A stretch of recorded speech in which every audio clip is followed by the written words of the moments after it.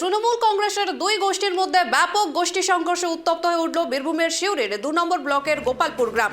এর আগেও আপনাদেরকে আমরা বারংবার দেখিয়েছি যে ভাঙড়ের গোষ্ঠীদ্বন্দ্বের ছবি, কিন্তু এবার সরাসরি আপনাদেরকে দেখাবো বীরভূমের শিউরির 2 নম্বর ব্লকের গোপালপুর গ্রামের ঘটনা। একেবারে বলা যেতে পারে সকালে তৃণমূল কংগ্রেসের দুই গোষ্ঠীর মধ্যে ব্যাপক গোষ্ঠী সংঘর্ষে উত্তপ্ত হয়ে উঠল বীরভূমের শিউরি 2 নম্বর ব্লকের গোপালপুর গ্রাম।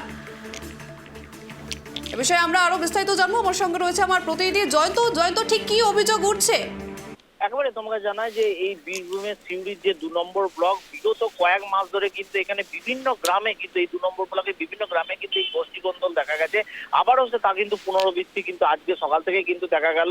অনুব্রত মণ্ডল ভার্সেস কিন্তু কাজল থেকে যে অনুগামী, তাদের মধ্যেই কিন্তু ঝামেলা। মূলত আজ যেটা অভিযোগ করছে স্থানীয় বাসিন্দা যারা রয়েছেন, তারা যেটা অভিযোগ করছেন যে আজকে সকালবেলায় কাজল অনুগামী যারা ছিলেন তারা কিন্তু আজকে গ্রামে দাঁড়িয়েছিলেন। ঠিক সেই সময় অনুব্রত মণ্ডলের যারা অনুগামী রয়েছে তাদের উপর কিন্তু চড়া হয়, তাদের ইট পাটকেল বাঁশ লাঠি দিয়ে তাদের উপর চড়া হয়। হঠাৎই তাদের উপর কিন্তু আক্রমণ করে, এমনটাই কিন্তু তারা অভিযোগ করছে।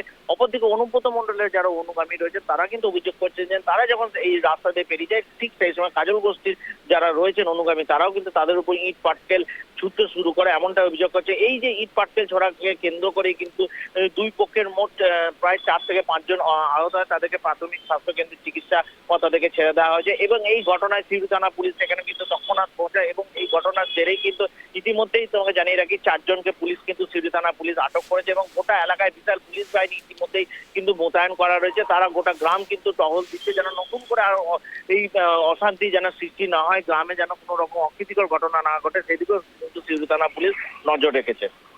ধন্যবাদ জয়ন্ত।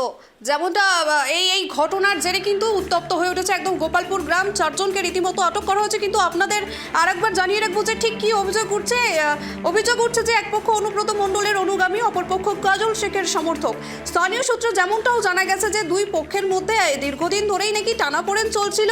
এদিন সকালে সেই বিবাদের জেরেই শুরু হয় একেবারে ইট ছোড়াছুড়ি। মানে বলা যেতে পারে যে একদম বিবাদ ইট ছোড়াছুড়িতে চলে গেছে, কিন্তু হঠাৎ পরিস্থিতি আরও উত্তপ্ত হয়ে ওঠে এলাকায়।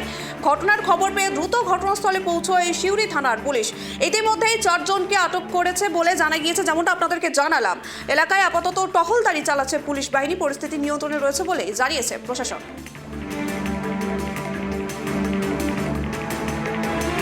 ভয়ে পালিয়ে গেলাম, ওই পাড়ার মানুষরা এসে ঢেলাইছিল আর কিছু নি, ভয়ে পালিয়ে গেলাম ওই পাড়ার লোকরা। আচ্ছা, দিয়ে আমি জানে ভয়ে পালিয়ে গেলাম।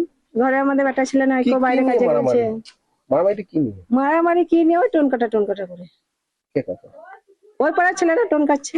আচ্ছা, সবই তো একই দল করেন? দল একই। তাহলে আপনারা কারা? আমরা নুরুল। আচ্ছা, ওরা ওই জালাল। কি দেখলেন তারপর? কি দেখবো, এখানে মারামারি লেগে গেলো সব। আমরা জানের ভয়ে কে কিন্তু পালাইছি, আমাদের 2-3 জনের মাথাও পেটেছে। আমরা স্কুল থেকে আসছি তখন দেখছি জোরতাল মারামারি, তো জবাড়ি হয় তারা এরাই মার খায়। সো ঘরে ঢুকে এসে মারছে, ঠেলা নিয়ে আনিয়ে ওই পাড়ার লোক গেলাম। ওই পাড়া মানে কোন পাড়া? ওই পাড়ার ধরলেন মসজিদটা পেরিয়ে আস্তানার এগুলো সব ভেঙে দিয়েছে। কারা?